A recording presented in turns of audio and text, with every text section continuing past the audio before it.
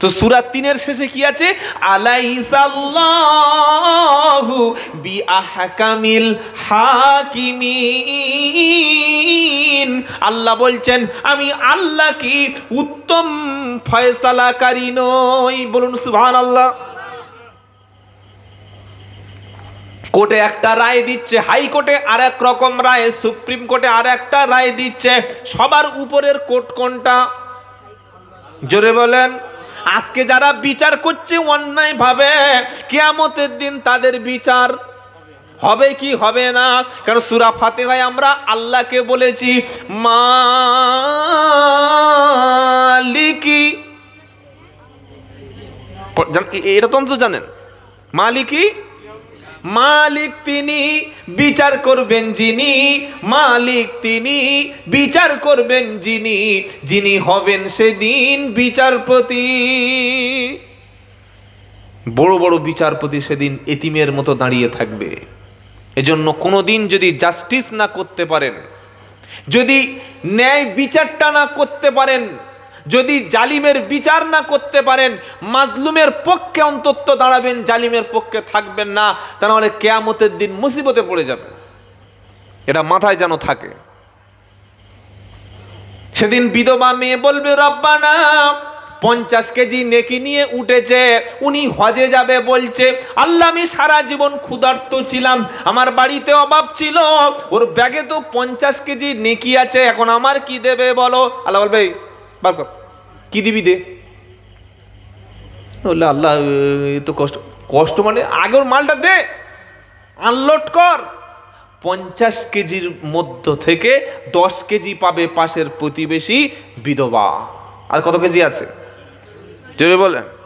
আর একজন ব্যক্তি বলবে রব্বানা আমার সঙ্গে ব্যবসা করতো খুব সুন্দরভাবে, কিন্তু 10,000 টাকা ঝেড়ে দিয়েছিল, বারবার ওর কাছে টাকার তাগাদা করতাম, টাকা চাইতাম, ও দিত না।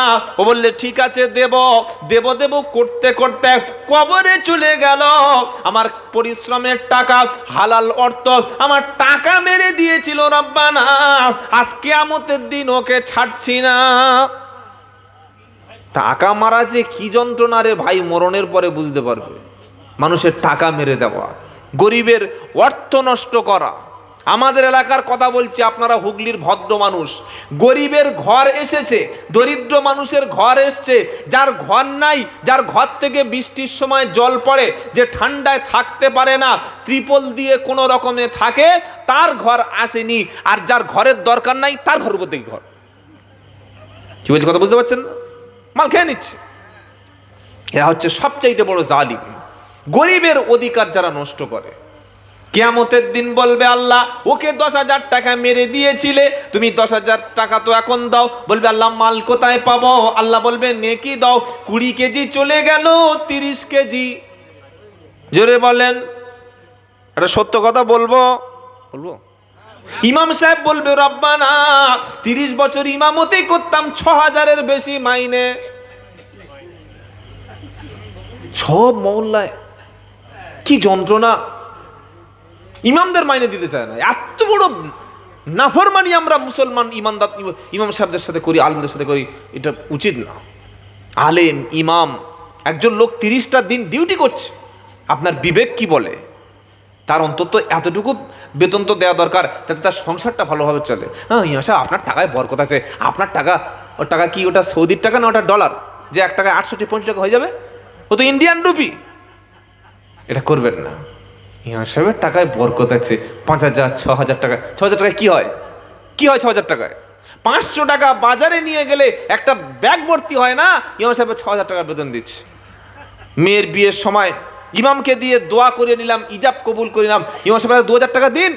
কুরবানি 80,000 টাকার পশু কুরবানি করেছেন, 500 টাকা ইমাম সাহেব চাইতে হবে কেন? উনি জবাই করে নিয়ে ছুরি টাকাটা দিচ্ছে, আসার সময় দিচ্ছে। পাকা চিটিং বাজ দেবে না, ও নামাজ পড়তে যাবে না, টাকা দেবে কি করে? 80,000 টাকার কুরবানির পশু জবাই করতে পারলেন, আর যিনি সম্মানের সঙ্গে সে আপনার বাড়িতে জবাই করে দিল, আপনি একটা টাকা দিলেন না। কি বুঝলেন? এটা উচিত নয়। বাবাজিরা, আল্লাহ আল্লাহ ভাইরা, জ্ঞানী জনেরা, সুদী মানুষেরা, ন্যায় নিষ্ঠ বোনেরা, মানুষের হক আদায় করতে শিখুন। আল্লাহ বলবে সেক্রেটারি সাহেব, ক্যাশিয়ার সাহেব, দাও ইমামের কি দেবে, দাও দাও হিসাব দাও। ইমামের 5 কেজি নেকিতে চলে গেল, আর কোনো রকমে 25 কেজি আছে। ওই সময় আব্বা বলবে, রব্বানা, আমার সন্তান আমি মানুষ করেছিলাম, ডাক্তার বানিয়েছি, মাস্টার বানিয়েছিলাম, আমার সন্তানকে স্কুল কলেজ ইউনিভার্সিটি পড়িয়ে বিএড করিয়ে চাকরির ব্যবস্থা করে দিয়েছিলাম। চাকরি করার পরে বাপ মাকে ভুলে গেল, ভাইদেরকে ভুলে গেল, বোনদের ভুলে গেল, সব কিছু নিয়ে বর্ধমান সিটিতে ফ্ল্যাট নিয়ে নিজে আনন্দে এনজয় করেছে, জীবন যাপন করেছে। আমি বাপ 10টা বছর বিছানায় পড়েছিলাম, ওর মা 10 বছর বিছানায় পড়েছিল। শিক্ষিত ছেলে, পয়সাওয়ালা ছেলে, আপডেট ছেলে, এডুকেটেড ছেলে, আমাকে কোনোদিন খবর নেয়নি। আজকের ছেলেকে আমি কখনো ছেড়ে দেব না। আল্লাহ বলবে, কি দেবে দাও, ওখানে মোটামুটি 10 কেজি আগে ফেলে দাও, আর ক কেজি আছে জোরে বলেন? কোন রকমে 15 কেজি নিয়ে আছে। ব্যাগটা তখন গুড়িয়ে নিয়ে জান্নাতের দিকে যাবে বলে রেডি হবে। পাশ থেকে একজন লোক ছুটে এসে বলবে, আল্লাহ, এই চিটিং বাস কোথায় যাবে? বলবে জান্নাতে। বলবে না আল্লাহ, হবে না। বললে কেন আটকে দিচ্ছ কেন? তখন বলবে, রব্বুল আলামিন আমার কাছ থেকে টাকা নিয়েছিল জমি দেবে বলে। প্রচুর মুসলমান আছে এক জমি 3 বার করে বেচে খায়। আপনাদের হুগলিতে নাই, আমাদের 24 পরগনা বারাইপুরে আছে, আমার গ্রামেই আছে। জমির অরিজিনাল দলিলটা চেপে রেখে দিয়ে জমির নকল জেরক্স করা মাল নিয়ে 80,000 20,000 টাকা 5 জন 6 জনের কাছ থেকে ঝেড়ে খেয়েছে। এ আবার নাকি মুসলমান? নবী বললেন, মান গসানা ফালাইসা মিন্না, যে ব্যক্তি আমার উম্মতকে ধোঁকা দেবে ও আমার উম্মতের মধ্যে পড়ে না। দাড়ি, টুপি, পাঞ্জাবি, মেসওয়াক এগুলো সব তো ভালো, কিন্তু চারিত্রিকভাবে যদি কোনো উন্নত না হয়, যদি ধোঁকাবাজি না বন্ধ হয়, চিটিংবাজি না বন্ধ করতে পারি, এরকম দাড়ি টুপি রেখে কোনোদিন জান্নাত পাওয়া যাবে না। আল্লাহর কাছে আরেকজন গিয়ে বলবে, রব্বানা, জমি দেবে বলে আমাকে টাকা ছেড়ে দিয়েছিল আর টাকা দেয় নাই। প্রভাব ছিল, প্রতিপত্তি ছিল, রাজনৈতিক ব্যক্তিদের সঙ্গে ভালো সম্পর্ক ছিল, আমিও ভয়ে কিছু বলতে পারি নাই। কিন্তু আজকের কিয়ামতের দিন মালিকি ইয়াউমিদ্দিন,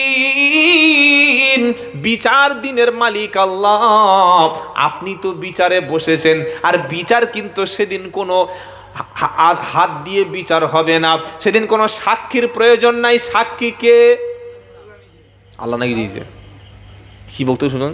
সাক্ষীকে নিজে, সাক্ষীকে জেরে বলো, আল-ইয়াউমা নাখতিমু আলা আফওয়াহিহিম ওয়া তুকাল্লিমুনা আইদিহিম ওয়া তাশহাদু আরজুলুহুম বিমা কানু ইয়াকসিবুন। এটা 23 নম্বর পারা 3 নম্বর পৃষ্ঠা 9 নম্বর লাইনের 59 নম্বর আয়াত, সূরার নাম ইয়াসিন। কোরআন শোনাচ্ছে, সাক্ষী আমি কি করে হাজির করব? আল-ইয়াউমা নাখতিমু আলা আফওয়াহিহিম ওয়া তুকাল্লিমুনা আইদিহিম ওয়া তাশহাদু আরজুলুহুম বিমা কানু ইয়াকসিবুন। সেদিন বান্দার স্পিকিং পাওয়ার কেড়ে নেব। মুখ থাকবে, ছবি হবে, শব্দ, ছবি হয় শব্দ হয় না, দেখেছেন? দেখেন নাই? ফোনে একটা ভিডিও চালিয়ে দিয়েছে, বা বাড়িতে এলসিডিতে ওই গান হচ্ছে, খুব জোরে ধুমধাম হিন্দি সিরিয়াল চলছে, আর ওই 7:30 হয়ে গেছে, এসার সময় আজান শুরু হচ্ছে, আল্লাহু আকবার, আল্লাহু আকবার। প্রথমবার আজানটা শুনতে পারে নাই, মানে টিভির আওয়াজটা খুব জোরে চলছে, তো এলসিডির আওয়াজটা খুব জোরে চলছে। আল্লাহু আকবার, আল্লাহু আকবার। শাশুড়ি ছাদের উপর থেকে বলছে, ও বৌমা, ও বৌমা। বলে, কি মা? কিছু লাগবে? বললে, বন্ধ কর, আজান হচ্ছে। হতভাগী কথা, আজান শুনতে পারে না। তখন ওই রিমোটটা নিয়ে মিউট করে দিয়েছে, সাউন্ডটা লেস করে দিয়েছে, ছবি চলে যাচ্ছে। মানে এত মূল্যবান জিনিস ছাড়া যায়? কি বললেন? ছবিটা বন্ধ হলো, ছবিটা চলছে, আর টুক করে ওই কাপড়টা মাথা থেকে পড়ে গেছিল, বসে আছে। মানে ফেরেশতাদেরকে বোকা বানানোর চেষ্টা করছে। বলছে, ফেরেশতা, আমি যে কত বড় আল্লাহর বান্দা দেখেছো, মানে আজান হলে মাথায় কাপড়টা দিতে হবে। আজান মানে আপনাকে অ্যালার্ট করে দিচ্ছে, আপনি আপনার রবের সঙ্গে দেখা করার জন্য প্রস্তুতি নিন। আপনি ব্যস্ত ছিলেন, এখন আজান হয়ে গেছে, আল্লাহর সঙ্গে সাক্ষাৎ করতে চলুন। মনের দুঃখ কষ্টটা আল্লাহর কাছে বলবেন, চলুন একটু পবিত্র হয়ে নিন। আপনি প্রিপারেশন নিন যে আপনার রবের সামনে দাঁড়াবেন, আখিরাতমুখী হওয়ার জন্যে আল্লাহর সামনে দাঁড়িয়ে মনের দুঃখ কষ্টটা বলবেন। গুনাহ করেছেন মাফ করে নেবেন, অপরাধ করেছেন স্বীকার করবেন, দোষ করেছেন আপনি আল্লাহর কাছে অপরাধীর মতো দাঁড়িয়ে যাবেন। এই শিক্ষা আজান দিয়ে মুয়াজ্জিন আপনাকে বলে দিয়েছে। আপনি আজান তো আজানের মতো শোনেন নাই। কুকুর যেমন আওয়াজ শুনলে ঘেউ ঘেউ করে ওঠে, ছাগল যখন আওয়াজ শুনলে একটু মুখ তুলে তাকায়, গরু যেমন একটা আওয়াজ শুনলে মুখের দুটো ঘাস খাওয়া বন্ধ করে দেয়, আজ মুসলমান আজানটা স্রেফ শুধুমাত্র একটা শব্দ বলে মনে করেছে। আজান মানে যে আল্লাহ আমাকে ডাকছেন, তার কাছে আসতে বলছেন, মসজিদে বসতে বলছেন, তিনি আমাকে শুদ্ধ নিতে বলছেন, তিনি আমাকে ফিরে যেতে বলছেন। এটা অনেকে বিশ্বাস করে না, যারা মরণের পরে ঠকবে তারা। তো কোরআন শোনাচ্ছে আল ইয়াউমা নাখতিমু আলা আফওয়াহিহিম। কারণ এখনো আসে নাই নাকি? এই ফ্যানগুলো চলছে না? ফ্যানগুলো ও খোলা আছে, ঠিক আছে ঠিক আছে, পাখা চলবে। আচ্ছা থাক থাক, 2-3 রকম মত হয়ে গেছে, দরকার নেই বাবা, আমার তো সমস্যা নেই, কি আপনাদের জন্যই বলেছিলাম। যাক বাবা, দরকার নেই, আর কয়েকটা বেশিক্ষণ কথা হবে না। কটা বাজে বাবা? অনেক সময় হয়ে গেছে। অল্প কথা বলবো, কিছু কথা যেন মাথায় থাকে ইনশাআল্লাহ। আল্লাহ বিচার কি করে করবেন ইনশাআল্লাহ, ঠিক আছে। কোরআন কি শোনাচ্ছে? আল ইয়াউমা নাখতিমু আলা আফওয়াহিহিম। আল্লাহ ধরবেন কি করে দেখেন। আল্লাহু আকবার। আল্লাহ ধরা দুনিয়া ধরা, জি থাকে একটু পরে। দুনিয়াটা আসামির এই বিরুদ্ধে এফআইআর হলো, ধরা পড়ে এখন 14 বছর 15 বছর খালি ওই কেটে গেছে, কোনো সাক্ষী হাজির করতে পারছে না। হয় কি হয় না? একটা মামলা চলছে, কেন মামলা 15 বছর লাগবে? ধর্ষক ধরা পড়েছে, ফাঁসি হবে। কি করছে? মিছিল, মোমবাতি মিছিল, তারপরে দেশ বিদেশ থেকে বিভিন্ন গণমাধ্যম চাপ সৃষ্টি করছে, রাস্তায় নেমে রাত দখল করছে, ফাঁসি চাই ফাঁসি চাই, তারপরে ফাঁসি। তা আবার ফাঁসি হচ্ছে। এই যে আরজি করে যে কানাডা ঘটে গেল, সারা পশ্চিমবাংলার মানুষ চেয়েছিল ফাঁসি, চেয়েছিল কি চাই নাই? ফাঁসি হবে। কিন্তু আদালত কি রায় দিল? আমরা হতাশ। কি বলল? আজীবন আমৃত্যু কারাদণ্ড, সাথে আবার অর্থদণ্ড। মানে উনি মৃত্যু পর্যন্ত জেলখানায় থাকবেন, ওই যিনি ধর্ষণ করেছেন, যে ধর্ষণ করেছে ও আজীবন জেলে থাকবে। ওই মৃত্যুর পরে আবার ওকে 50,000 টাকা জরিমানা দিতে হবে। যাবজ্জীবন জেল, 50,000 টাকা জরিমানা। আর জরিমানা না দিতে পারলে আবার 6 মাস থাকবে, মানে মরে গিয়ে আবার 6 মাস জেল খাটবে। গাঁজা কতটা রকমের খেলে এরকম শাস্তি লেখে, কি বলছি বুঝতে পারছেন? চোর চুরি করে ধরা পড়েছে, সকলে ধরে নিয়ে ফোন করেছে, গাড়িতে তুলে থানায় নিয়ে যাবে। এখান থেকে মায়াপুর, তোটা মায়াপুর, আপনার থানা কোথায়? আরামবাগ থানা। মায়াপুর পর্যন্ত গেছে, পুলিশ চোরের সঙ্গে ড্রিল করছে, বলছে কত মাল পেয়েছিস চুরি করে? বললে স্যার পার্টিটা গরিব ছিল, মেরেছে এক থাপ্পড়ে চোখ পুরো একদম হলুদ করে দিয়েছে। বলে কি আছে দে? বললে স্যার যা আছে এই আছে। গুনে দেখা গেল 3,000। বলছে ঠিক আছে, তুই অনেক কষ্ট করেছিস, 500 রাখ। 2,500 আরামবাগ থানায় যাবে না, পথে ভাগ হবে। কি বললেন? পথে ভাগ হলো। চোর যে থাপ্পড় খেলো, কষ্ট খেলো, জীবনের রিস্ক নিয়ে কাজটা করলো, রিস্কি কাজ করে 500 টাকা পেল। বুঝতে পারছেন? অথচ চোরের শাস্তি ইসলাম ঠিক করেছে হাত কাটো। কি কাটো? হাত কাটো। হাত যদি কাটা হয়, আগে কাদের হাত কাটা হবে? যারা বড় বড় রাষ্ট্রীয় সম্পদ চুরি করে, যারা বিদ্যুৎ চুরি করে, যারা চাকরি চুরি করে, যারা কয়লা চুরি করে, যারা বাচ্চাদের মিড ডে মিল চুরি করে, যারা গরিবের অর্থ চুরি করে। 26,000 যে ছাত্রের, যে স্কুল মাস্টারের চাকরিটা যে চলে গেল, প্যানেলটা নষ্ট হলো, হাজার হাজার পরিবার যে ধ্বংসের মুখে, যারা এই কাজের সঙ্গে যুক্ত ছিল, আগে তাদের তো শাস্তি হওয়া দরকার ছিল। তারা দিব্যি ঘুরে বেড়াচ্ছে, শাস্তি হবে না?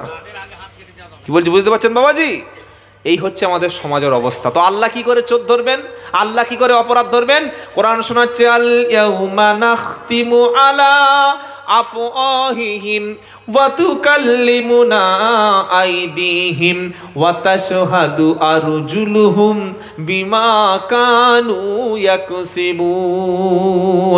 ওদিকে চলে গেছে নেকি, বার বাকি আছে আর 10 কেজি, সব চলে গেছে, 40 কেজি আউট, 10 কেজি বাকি আছে। আল্লাহ কি করে বিচার করবে? কোরআন শোনাচ্ছে, আমি সেদিন জবানের শব্দটা কেড়ে নেব, মুখের ভাষা রাখবো না, তবে হাত সেদিন কথা বলবে, হাত গোপন করবে না। হাত বলবে রব্বানা, এই হাত দিয়ে অন্যায় মাল কামিয়েছে, এই হাত দিয়ে সেদিন জেনা করেছে, এই হাত দিয়ে মদের বোতল খুলে খেয়েছে, এই হাত দিয়ে গরিবের উপরে অত্যাচার করেছে, এই হাত দিয়ে খারাপ কাজের সঙ্গে ইনভলভ ছিল রব্বানা। হাত সেদিন সাক্ষী দেবে, ওয়াতাশহাদু আরজুলুহুম, আর পা সেদিন সবকিছু বলে দেবে। হাত সেদিন মুখ খুলবে, হাত সেদিন কথা বলবে, পা সেদিন সাক্ষী দেবে, জুবান সেদিন বন্ধ হবে।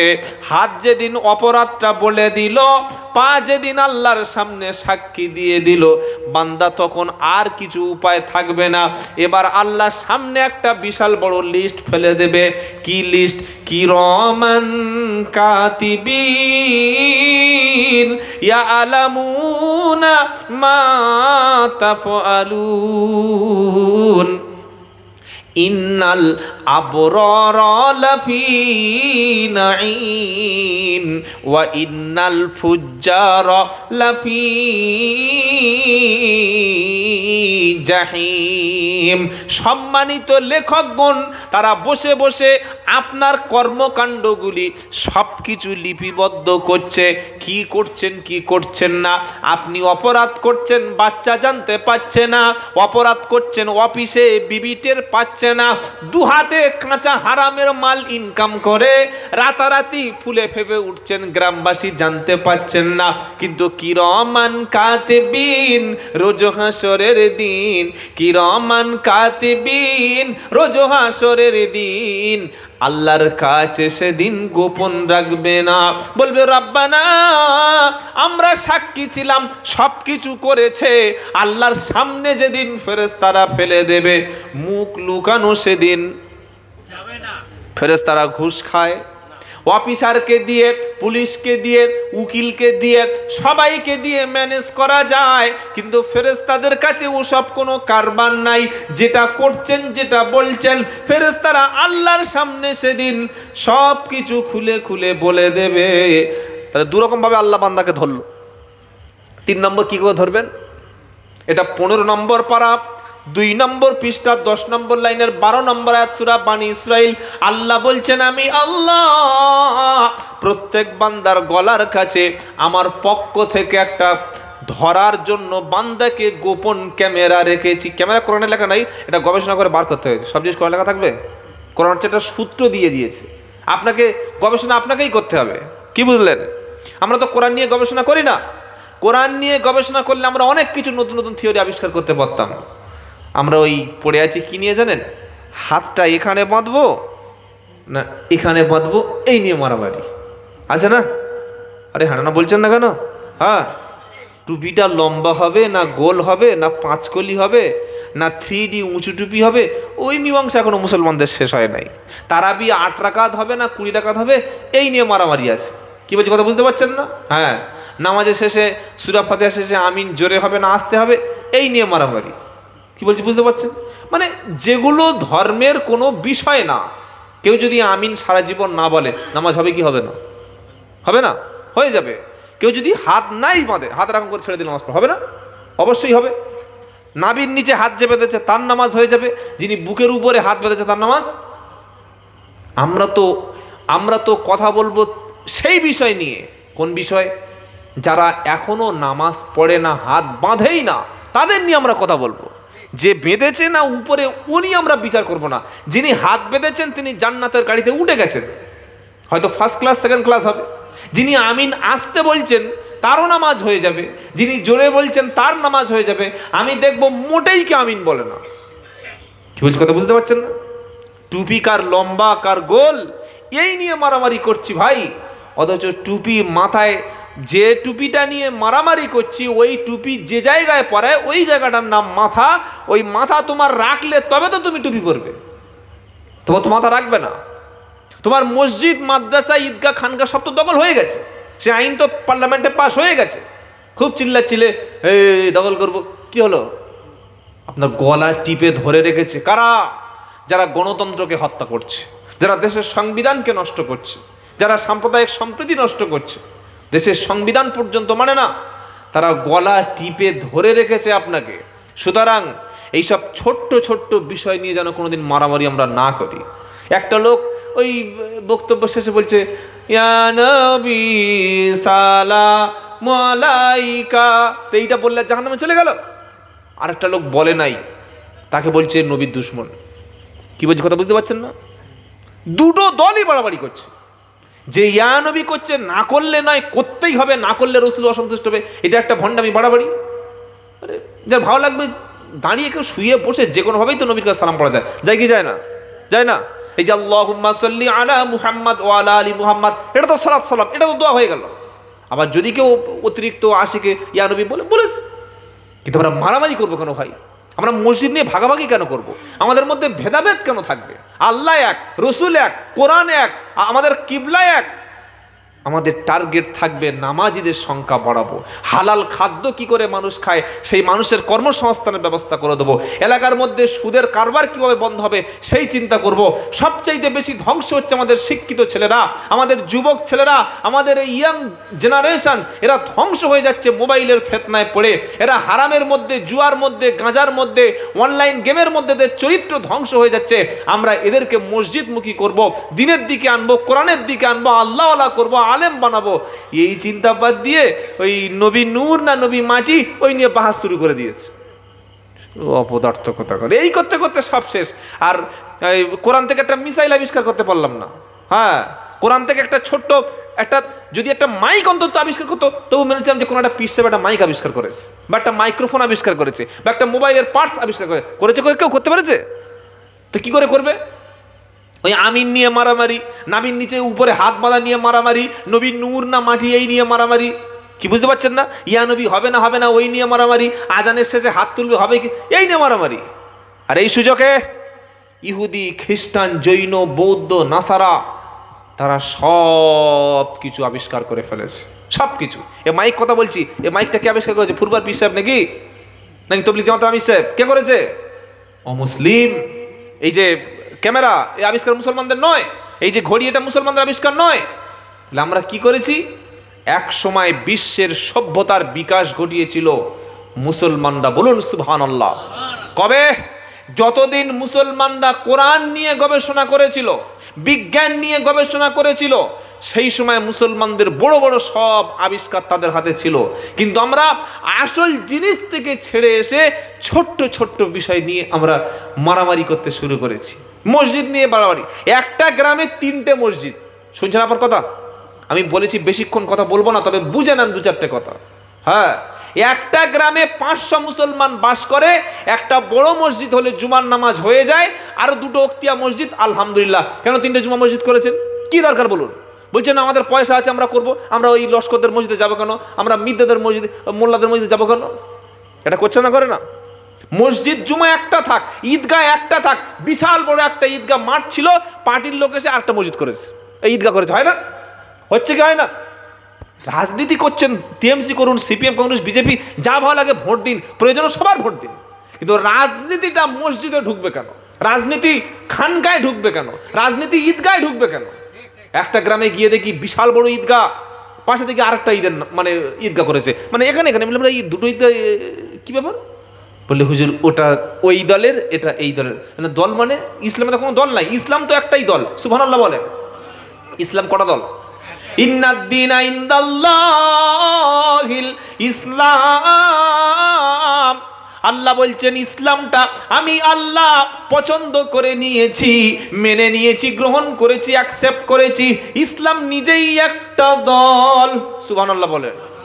মাইয়াবতাগি গায়রাল ইসলামি দীনান ফালাই ইকবালা মিনহু ওয়া হুয়া ফিল আখিরাতি মিনাল খাসিরিন। এটা তৃতীয় পারা 20 পৃষ্ঠা 5 নম্বর লাইন 86 নম্বর আয়াত সূরা আল ইমরান। আল্লাহ বলছেন ইসলাম ছাড়া অন্য কোন মতবাদ, কোন মন্ত্রতন্ত্র, কোন ইজম, কোন মতবাদ আমি আল্লাহ কখনো কবুল করব না। আর অন্য পথের উপরে তুমি যদি চলো, যতই ভালো কাজ করো না কেন, ফালাই ইকবালা মিনহু, আমি আল্লাহ কোনো আমল, কোনো ইবাদত কবুল করব না।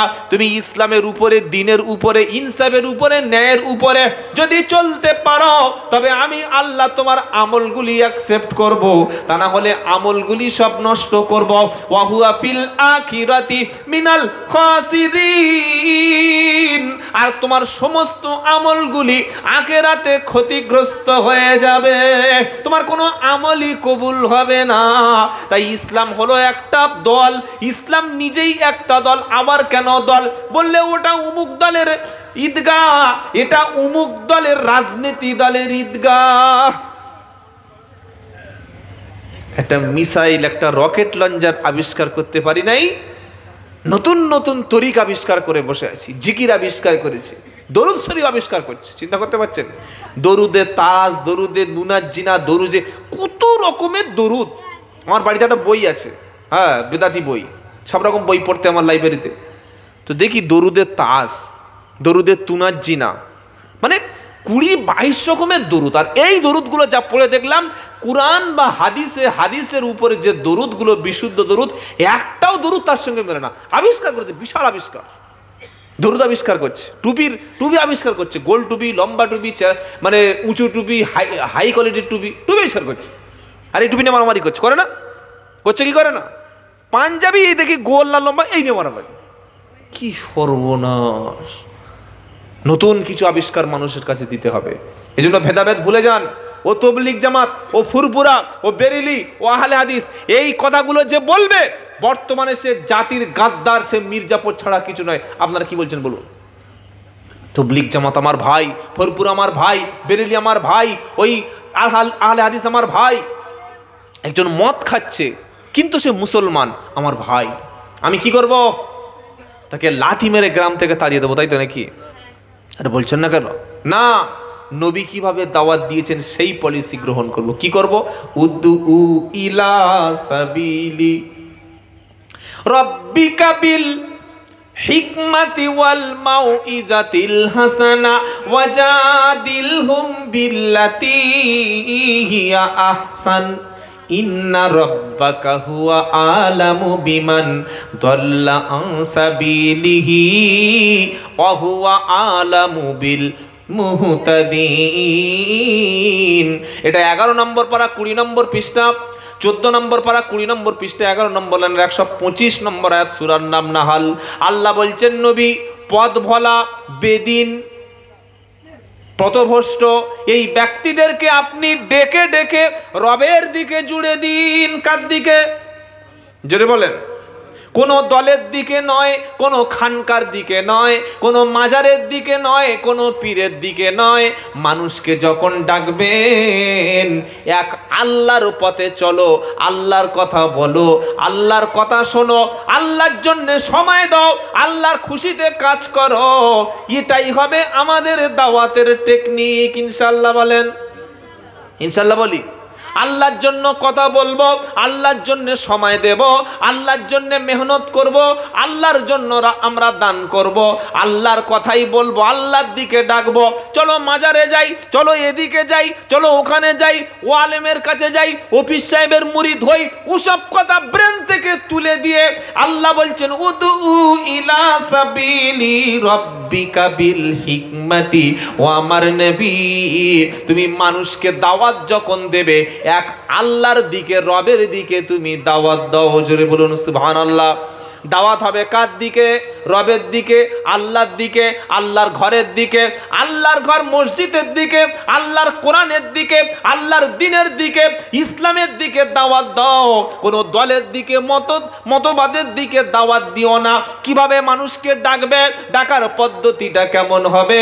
কোরআন শোনাচ্ছে, বিল হিকমাতি ওয়াল মাউইজাতিল হাসানা। বিল হিকমাতি, হিকমতের সঙ্গে শক্ত ভাষায় নয়, বেশি তুমি তাদেরকে আশাহত করে দিও না। হঠাৎ করে বলছে ভাই নামাজ পড়েছো? বললে না। বলে ও সর্বনাশ, এক ওয়াক্ত নামাজ কাজা করলে 2,88,00,000 বছর জাহান্নামে যাবে। ও বললে ঠিক আছে ভাই আমি আসছি, বলে বাড়ি চলে গেল। বললে কই যাবে না? বললে 2,88,00,000 বছর কি করে জাহান্নামে থাকবো? এই কথাটা আপনি কেন বললেন? আপনি একটা বেনামাজিকে পেয়েছেন, আসসালামু আলাইকুম। ওয়ালাইকুম আসসালাম। বিড়ি খাচ্ছিল, তো ওই আলেম আলামাদের দেখে বিড়িটা ফেলে দিয়েছে। চলো ভাই মসজিদে যাই। মসজিদে যাওয়ার ইচ্ছা আছে, কিন্তু কিন্তু কি বলো? বললে পোশাকটা নাপাক। ঠিক আছে আমি দাঁড়িয়ে আছি, বাড়ি থেকে কাপড় জামা পাল্টে এসো। দাঁড়িয়ে আছি, যাও চলে যাও। আপনি যদি বলেন যে ভাই তুমি আসরের নামাজ পড়েছো, বলবে না। বলে আসরের নামাজ পড়েছো মানে এক ওয়াক্ত নামাজ কাজা করা মানে 2,88,00,000 বছর জাহান্নামে যাবে। এই কাউন্ট করে যে ভয় দেখিয়ে দিয়েছেন ওর জীবনে নামাজ পড়বে। হ্যাঁ, যেন ব্যাংকের বড় ম্যানেজার একদম ক্যালকুলেশন করে বলে দিয়েছে 2,00,00,000। কে আপনাকে বলতে বলেছে কথাটা? আপনি তাকে বলুন যে ভাই তুমি ওযু করে নাও, ওযু করে 2 রাকাত নামাজ পড়ো, তওবা করো, চলো মসজিদে যাই। বান্দা যখন আল্লাহর দিকে পা বাড়ায়, আল্লাহ জীবনের গুনাহগুলি তার মুছে দেয়। সুবহানাল্লাহ বলেন। বান্দা যখন তওবা করে, নবী বলেন আত-তাইবু মিনাল দামবি কামাল্লা দামবালাহু। বান্দা মদ যখন ছেড়ে দেবে, সুদ যখন ছেড়ে দেবে, ঘুষ যখন ছেড়ে দেবে, জিনা ব্যভিচার ছেড়ে দেবে, নামাজ পড়ার জন্য যখন নিয়ত করবে, নিজের চরিত্রটা সংশোধন করে নেব, কাল থেকে ভালো হয়ে যাব, হালাল উপার্জন করব, মিথ্যা ছেড়ে দেব, 2 নম্বরই করব না, অসৎ উপায় অবলম্বন করব না, এটা যখন বান্দা বলে আল্লাহর দিকে ফিরে আসে, নবী বলেন আত-তাইবু মিনাল দামবি কামাল্লা দামবালাহু। যে ব্যক্তি তওবা করে সে ব্যক্তি এমন ব্যক্তি হয়ে যায় তার জীবনে যেন কোনো গুনাহ নাই। আল্লাহ বলছে গুনাহ নাই, আর ওই যে 2,88,00,000 এই হাদিস বলুন, তবে একটু হিসাব করে কথা বলবে। একটা রোগী গেছে, রোগী ডাক্তার কাছে গেছে, ডাক্তারবাবু পেটে খুব যন্ত্রণা। শো, কোনো ভয় নাই, শুয়ে পড়ো, একদম তোমাকে অভয় দিচ্ছি, শো, কোনো টেনশন নাই। বলে 2বার পেট তাড়িয়ে দিয়েছে। 5 মিনিট পরে বলে একটা এই ট্যাবলেট খেয়ে না, একটা প্যান্ডি খাই দিয়েছে গ্যাসের। 5 মিনিট শুয়ে পড়ো। শুয়ে পড়ে পেটটা একটু ধরে বলছে এখন কেমন ফিল করছো? একটু ভালো লাগছে। 5 মিনিটে ভালো হয়ে গেল। 2 মাসের যন্ত্রণা কিন্তু হচ্ছে, কিন্তু ডাক্তার যে মানসিকভাবে তাকে একটু সাপোর্ট দিল, একটু সাহস পেল। তো আমরা রুগী পাই, কিন্তু রুগীর ট্রিটমেন্টটা ভুলভাল করি। এটা মদখোর মার মসজিদে বার করে। এ ভাই, মদখোরকে যদি মসজিদ থেকে বার করে দেয়া হয়, তাহলে কাঁচা সুদখোরকে মসজিদ কমিটি জায়গা পেল কিভাবে? কি বলছি বুঝতে পারছেন না? মদ খায় বলে মসজিদ থেকে বার করে দিয়েছেন, আর যে লটারির টিকিট বিক্রি করে সে মসজিদের দিন মসজিদে নামাজ পড়ে কি করে? মসজিদে গেছে, পাশে একটা ওই ফ্যাক্টরিতে কাজ করতে এসেছিল, ছেলেটার বাড়ি ধরুন বর্ধমান বাড়ি বা শক্তিগড়ের বাড়ি, মুসলিম ছেলে, একটা ফ্যাক্টরিতে কাজ করতে এসছে, জুমা মসজিদ, প্যান্ট শার্ট পরে আছে। তো কাকনা তো টুপি পরার দরকার নেই, টুপি পরবেই বা কেন, পরলে বা কাজে নেবে কে? জুমার মসজিদ নামাজ পড়তে এসছে, মাথায় টুপি নাই, নামাজ পড়েছে, সালাম ফিরে প্যান্ট শার্ট পরে বসে আছে। একটা লোক সালাম ফিরে এমনভাবে তার দিকে চাইছে, তাকাচ্ছে যেন বিশাল বড় একটা ক্রিমিনাল, যেন অ্যান্টি সোশ্যাল, এমন করে। টুপি নেই, নামাজ পড়তে এসছে, বিশাল মুসাল্লি। কথা বলা ঠিক করেছেন? ঠিক করেছেন কি? টুপিটা হচ্ছে একটা ড্রেস, আরবিয়ান ড্রেস। নবী পরতেন, সাহাবারা পরতেন, আবু জাহেলও টুপি পরতেন। এটা কি জানেন? জানেন না? এই যে দাড়ি, এ দাড়ি আবু জাহেলের ছিল, আবু লাহাবের ছিল, উদবার ছিল, সাইবার ছিল, মুগিরার ছিল, আবু সুফিয়ানের ছিল, মুহাম্মদ সাল্লামের ছিল। আমি দাড়ি টুপি অপমান করছি না। দাড়ি টুপি এই সিম্বলটা ভালো, কিন্তু একটা টুপির জন্য আপনি মসজিদে একটা ব্যক্তির সঙ্গে খারাপ আচরণ করলেন, মিসবিহেভ করলেন, সে লোকটা কি করে আপনারা ইসলামকে পছন্দ করবে? এইভাবেই তো ইসলামের ভুল বার্তা মানুষকে ছড়িয়ে যাচ্ছে। আপনি ভুল করছেন, অনেক ভুল করছেন। মসজিদে একটা বাচ্চা এসছে, একটু চিল্লেছে, আপনি তার চাইতে বেশি আরো কাজ ছেড়ে রে, বাচ্চা যেভাবে আওয়াজ করেছিল তার চাইতে বেশি আপনি আওয়াজ করছেন, আপনি তো বড় অপরাধী। এই আচরণগুলো আমরা যেন না করি। আল্লাহ বলছেন বিল হিকমা, হিকমতের সঙ্গে দাওয়াত দাও। মদখোর পেয়েছেন, আসসালামু আলাইকুম। মদখোর বলছে আমাকে সালাম দিচ্ছে, সালা কে রে? চলো মসজিদে যাই। বললে আমি তো মাল খেয়ে আছি। আবার কালকের গিয়েছে, চলো মসজিদে যাই। বললে আজকেরও খেয়েছি। পরপর 3 দিন যান, 4 দিন যান, 4 দিন 5 দিন যান। একদিন বলবে, ও ভাববেই যে আমি প্রতিদিন খাচ্ছি, আরে প্রতিদিন আসছে, আজকে খাবোই না। হ্যাঁ খাবোই না। তাকে ভালো বলে পোশাকটা পাল্টে দিয়ে আল্লাহর ঘরে এনে বসিয়ে দিয়ে আপনি চোখের জল ফেলে আল্লাহর কাছে কেঁদে বলুন, আল্লাহ ও মাল খেত, ও নাপাক ছিল, বদ্দিনে ছিল, আমি এনে তোমার কাজ পর্যন্ত পৌঁছে দিয়েছি, বাকি কাজটা তুমি কুদরতি ফয়সালা করে দাও। এই হিকমতের সঙ্গে যদি দাওয়াত দিই, সে লোকটা পরিবর্তন হবে কি হবে না? বন্ধু রাগ করো না। সারা বিশ্বের কোটি কোটি পীর, কোটি কোটি বক্তা আলেম যে কাজ করতে পারে নাই, একা ডক্টর জাকির নায়েক প্যান্ট আর টাই পরে সারা পৃথিবীতে লক্ষ লক্ষ খ্রিস্টানকে মুসলমান বানিয়েছে। করেছে না করে নাই? করে নাই? কোনোদিন জাকির নায়েক তো পাঞ্জাবি পরে নাই, প্যান্ট শার্ট পরে। একটা আপডেট ছেলে, একটা এমবিবিএস ডক্টর, একটা ডাক্তার, এমবিবিএস ডাক্তার হয়ে ডাক্তারি পেশাকে তিনি গ্রহণ করার পরে, উনি কিন্তু আলেম না, প্রচলিত এই যে আমরা যেমন আলেম পাশ করি বা মাওলানা, উনি আলেম মাওলানা নন, কিন্তু উনি একজন এমন মানুষ, আল্লাহ তাকে দিয়ে খেদমত করে নিয়েছেন, এটা তো অস্বীকার করতে পারবো না। প্যান্ট শার্ট পরে, টাই পরে, খালি একটা 5 টাকা 20 টাকা টুপি পরে আর মিডিয়া ব্যবহার করে সারা পৃথিবীর লক্ষ লক্ষ মানুষের কাছ থেকে ইসলাম সম্পর্কে ভুল ধারণা তিনি মানে মানুষের মাথা থেকে বার করে দিয়েছেন। আজকের পশ্চিমবাংলা এবং সারা ভারতবর্ষব্যাপী যে শত্রুতা বানিয়ে দেওয়া হয়েছে মুসলমানদেরকে, হিন্দু ভাইদের মনে যে বিষগুলো ঢুকিয়ে দেওয়া হচ্ছে, এটা তো মিডিয়া করছে। সেদিন এবিপি আনন্দে একটা অনুষ্ঠান দেখলাম, একজন আমাদের এই রাজ্যের একজন বিরোধী দলনেতার লোক, তিনি বলছেন যে মুসলমানদের কোরআনে লেখা আছে যেখানে হিন্দু খ্রিস্টান ও মুসলিম পাও সেখানে হত্যা করো। কি বলছে বুঝতে পারছেন? এবার বলুন, আপনার ছেলে মাধ্যমিক পরীক্ষা দেবে, ক্লাস 10-এ পড়ে, যে স্কুলে পড়ে ওটা ওই হাই স্কুল বা ওটা একটা এমনি কোনো মিশন, সেই স্কুলে একটা স্যার আছে, তার নাম মিস্টার গোপাল হালদার, তিনি ওই সায়েন্সের বা হিস্ট্রির স্যার। তিনি বলছে, আব্দুল্লাহ, হে করিম, কোরআন পড়তে পারিস? বলে হ্যাঁ হুজুর, স্যার স্যার আমি কোরআন পড়তে পারি। বলে পড় দেখি। আউযু বিল্লাহি মিনাশ শাইতানির রাজিম, বিসমিল্লাহির রহমানির রহিম, লা ইকরাহা ফিদ্দিন, ক্বাদ তাবায়্যানা রুশদু মিনাল গায়য়ি। তো বলছে বাংলাটা বল। হ্যাঁ হ্যাঁ হ্যাঁ, তখন হ্যাঁ হ্যাঁ করছে। জানি না। আপনার ছেলেকে আরবি কোরআন শেখানোর সাথে সাথে অবশ্যই বাংলা অনুবাদটা তাকে পড়তে দিন। অমুসলিমদের সামনে কি বলা হচ্ছে যে কোরআনে আল্লাহ বলছেন যেখানে অমুসলিম পাও সেখানেই হত্যা করো। এবার বলুন, আমি আব্দুল্লাহ জুবায়ের যদি বলি যে আল্লাহ কোরআনে বলছে যেখানে অমুসলিম পাও সেখানে হত্যা করি, এটা ঠিক বললাম না ভুল বললাম? হ্যাঁ না কিছুই বলছে না। না, আমি ঠিক বলেছি।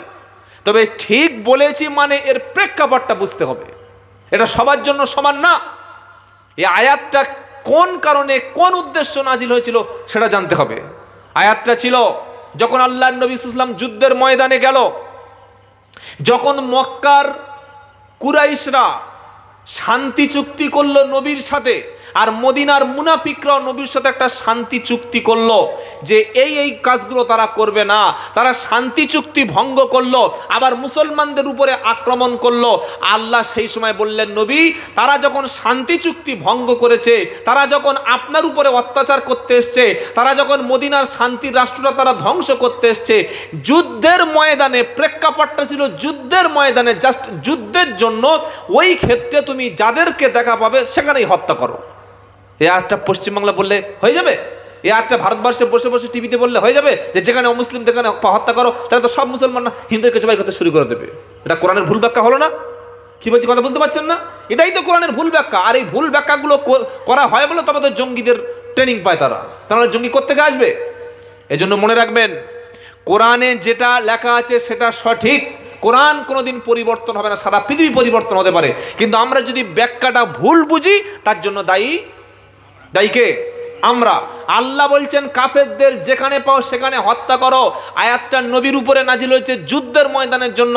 সেই কথাটা কলকাতায় আমাদের বাংলার টিভি চ্যানেলে বসে একজন নেতা বললেন যে এই দেখো মুসলমানদের কোরআন, তার মানে মুসলমানরা যেখানে অমুসলিম দেখে পায় সেখানে হত্যা করো, তার মানে তারা আমাদের কত বড় শত্রু বুঝতে পারছেন। এবার আপনি বলুন, একটা সাধারণ হিন্দু সাধারণ খ্রিস্টানের সামনে যদি বলা হয় যে আল্লাহ এই তো বলছে যেখানে মুসলিম পা হত্যা করো, তাহলে সেই ব্যক্তিটা একটা মুসলিম বিদ্বেষী হবে কি হবে না? হবে। সে একজন মুসলিমকে দেখলেই জঙ্গি বলবে, মুসলিমকে দেখলে জেহাদি বলবেই, একজন আলেমকে দেখলেই পাকিস্তানি বলবে। কেন বলবে? তার সামনে ভুল ব্যাখ্যাটা করা হয়েছে, আগে পরে কি বলা হচ্ছে সে সেটা জানছে না। কোরআনের আগে পরে পুরো বিষয়টা তাকে পড়তে হবে।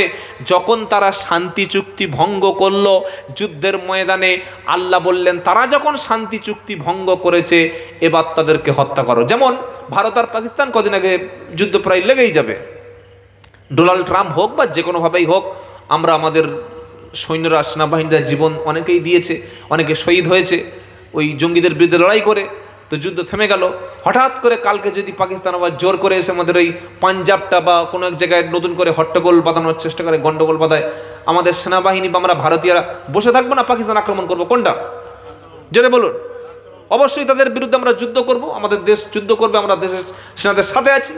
তো যদি তারা যুদ্ধ করে তার মানে কি আমাদের সেনাবাহিনী সবসময় যুদ্ধের জন্য উস্কে দিচ্ছে? তা না, ব্যাপারটা তা নয়।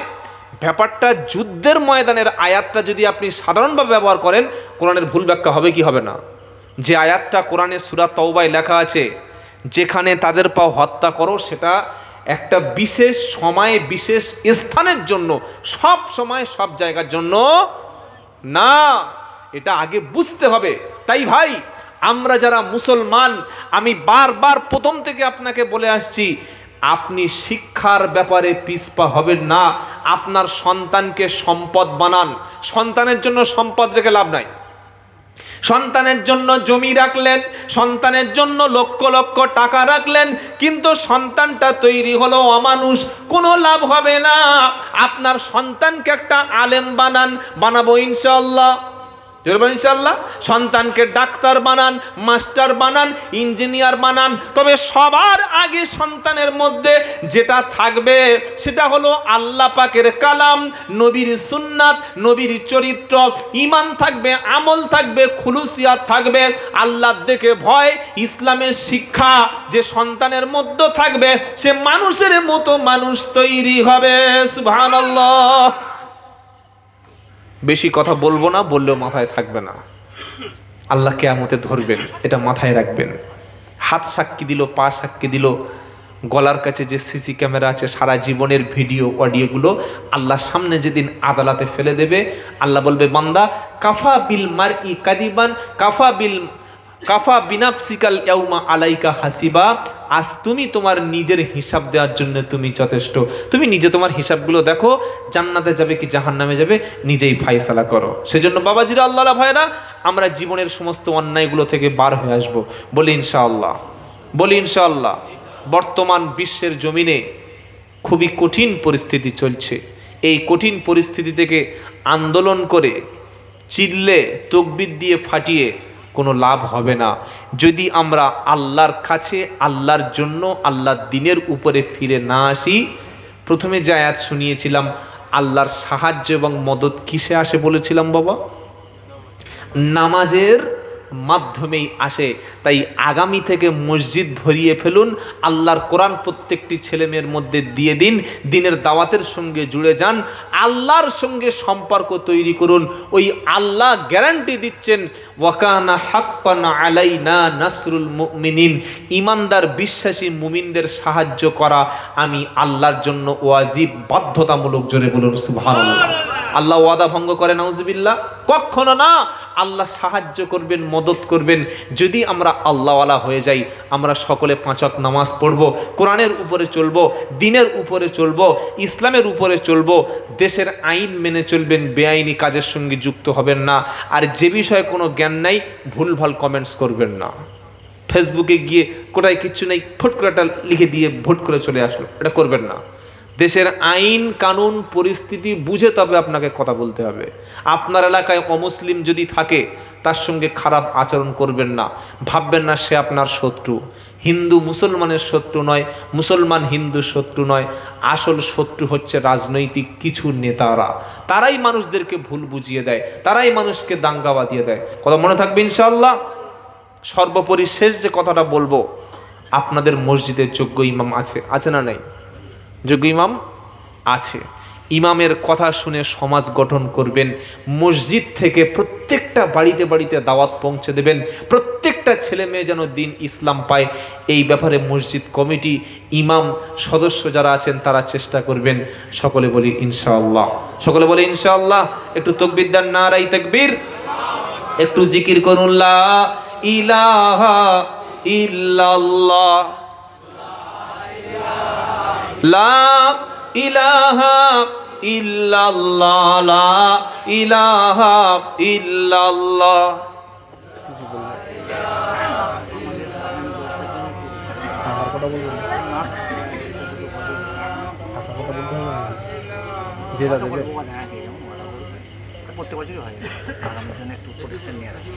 লা ইলাহা ইল্লাল্লাহু মুহাম্মাদুর রাসূলুল্লাহ সাল্লাল্লাহু আলাইহি সাল্লাম। বাবাজিরা, আল্লাহ ভাইরা, আমরা জাস্ট আর 5 থেকে 7 মিনিটের মধ্যে কথা শেষ করব। যেহেতু ফজরের নামাজটা আমাদের কাছে সবচাইতে দামি, নামাজ যেন কাজা না করি। বিদায় হওয়ার আগে, চলে যাওয়ার আগে, এমনি তো পৃথিবীতে সবাই চলে যাবো, যাবো কি যাবো না? থাকবো না, কেউ থাকবো না, কেউ আগে কেউ পরে। ও দাড়ি পেকেছে, উনি বেঁচে আছে আর কাঁচা দাড়ি যাবে না, ব্যাপারটা এমন নয়। যার যখন সময় হবে বলতে হবে না, এমনি চলে যাবে, এমনি চলে যাবে। যতদিন বাঁচবো ভালো কাজ করে যাবো বলি ইনশাআল্লাহ। আল্লাহর জন্য, মানুষের জন্য, দেশের জন্য, গরিবের জন্য, অসহায়ের জন্য কাজ করবেন। কে খুশি হবে? আল্লাহ। কে খুশি হবে বলেন? আল্লাহ নয়, আল্লাহ। কি বলবেন? মসজিদে আজান দিচ্ছে কিরকম জানেন? আমি সব জলসায় গিয়ে বলি যে এত টাকার মসজিদ করেছেন, এটা ভালো মুয়াজ্জিন রাখেননি কেন? আল্লাহু আকবার, আল্লাহু আকবার। আজান শুনে মুসাল্লির ঘুম ভাঙবে, সে মুসাল্লির ঘুম ভাঙাতে দেখি কুকুররা সব ডেকে উঠেছে। কি মুয়াজ্জিন? এটা ভালো মুয়াজ্জিন 3,000 5,000 টাকা দেওয়া যাচ্ছে না? লক্ষ লক্ষ 40-50 লাখ টাকা সেক্রেটারি হিসাব দিচ্ছে। আমাদের মসজিদের বাজেট 45,66,372 টাকা 79 পয়সা। হিসেব এত সুন্দর ক্যালকুলেশন করলেন, মুয়াজ্জিন 2,000 টাকা 1,000 টাকা চলে? ভালো স্ট্রং লোক, মুখে পান খেয়ে কি 14টা দাঁত পড়ে গেছে আর 18-20টা আছে, ওই দিয়ে চলবে কি করে? ভালো স্ট্রং লোক রাখবেন। আর যিনি আজান দিচ্ছেন যদি ভুল হয়ে থাকে, ইমাম তাকে শুধরে দেবে, তাকে ট্রেনিং দিয়ে ঠিক করে নেবে। কথা মনে থাকবে ইনশাআল্লাহ। ওই ছোট্ট করে আজান, আল্লাহু আকবার, আল্লাহু আকবার, ছোট্ট করে বললে হয়ে যায়। ধরেছে একবার মায়াপুর আর ছাড়বে সে একদম বাঁকুড়ার কতুলপুর গিয়ে ছাড়বে, মাঝখানে একদম ফেলে না। কি এগুলো ট্রেনিং নেন। তো এই কোরআনের মাহফিলটা এবছর যা হয়েছে আগামী বছর হবে ইনশাল্লাহ। ইনশাল্লাহ বলেন। আমার এই ভাই বললেন যে প্রতি বছর মানুষ কিছু ওয়াদা করেন, যার যেমন সম্ভব একটু আপনারা বলবেন, লেখা হবে নাকি? লিখে নেবে। টাকার কথা বলবো, টাকা যে যতটুকু পারবেন। আমি বলবো না যে কে দেবেন এত হাজার, নারায়ে তাকবীর, তার বাপ মা জান্নাতি, ও আপনার বাপ মাকে জান্নাতি পাঠানো সে অন্য বক্তা আছে, আমি নই। কি বুঝলেন? যার যতটুকু সম্ভব, 2,000 হোক, 1,000 হোক, 5,000 হোক, যা হোক বলুন। খুশি করে কে আছেন প্রথমে দেখি হাত তুলুন ইনশাআল্লাহ। কে কি দেবেন একটু হাত তুলুন, বলুন 5 মিনিটের মধ্যে লিখে নেবো, দোয়া করে বাড়ি চলে যাবো, বলি ইনশাআল্লাহ।